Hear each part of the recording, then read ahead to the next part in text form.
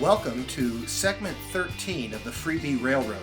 One thing I like about the Freebie Railroad is your help and the way that you've given us suggestions to improve the railroad. I also like the fact that we don't have a plan, we just kind of do things. Well, I was out in the garage cleaning up, and I hate cleaning up the garage, and I came across this bag, and there were some washers in it, there were some nuts, and there were some long bolts, and I said, hey, I came up with a solution to a problem that I've been thinking about for quite a while, plus I won't have to clean the garage.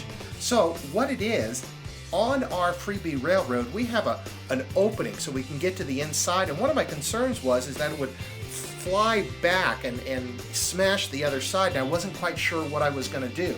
Well, when I saw the bag of bolts, washers, and nuts, I instantly came up with a solution to that problem.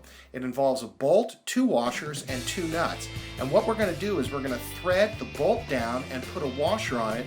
And then what I did is I drilled a hole through the hinge where we hadn't put a screw. And what I'm going to do is put the other washer, the other nut on the other side, tighten it all down, and I will be able to use this to keep the opening from closing back. So I put one on either side where the hinges were, and I kind of gave it a test run to see how it would work. Seeing those bolts standing up, I somehow heard my mother telling me that I might fall and poke my eye out. So what I decided to do was I just took a little black tape and wrapped it around the bolt, and then I went into my drawer looking for things that I could put on top, and I found a wire nut that was just the right size that would screw right on top.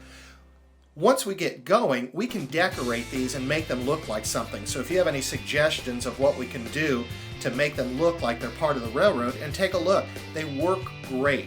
Plus, if I decide that I want to have the board lay back at a steeper angle, I can just lower the bolts and it'll work just fine. So give me some ideas in the comments below of what we might be able to turn these into once we actually start finishing the railroad.